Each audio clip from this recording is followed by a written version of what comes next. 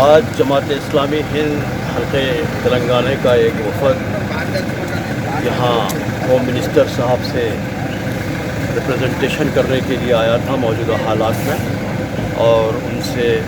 یہ مطالبہ کیا گیا کہ جن بچوں پر ایف آئی آر درج کیا گیا ہے، بہت کم بچے کسٹڈی میں ہیں لیکن ایف آئی آر درج ہے، تو انہوں نے وعدہ کیا ہے کہ ہم ایف آئی آر کو واپس لیں گے،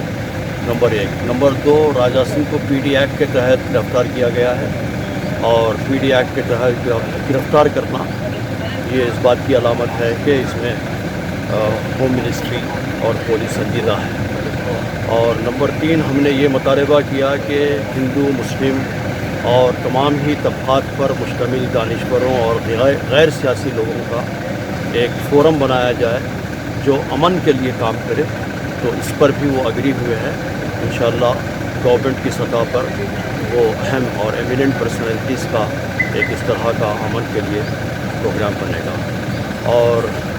تیسرا، جو کل ناشائستہ الفاظ پولیس کی جانب سے ہوئے اور جو اور ایکشن پولیس نے کیا، اس پر بھی ہم نے ریپرزینٹ کیا،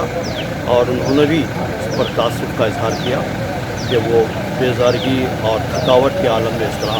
کرتے ہیں، اس کو جسٹیفائی کرنے کی کوشش کی، لیکن ہم لوگوں نے کہا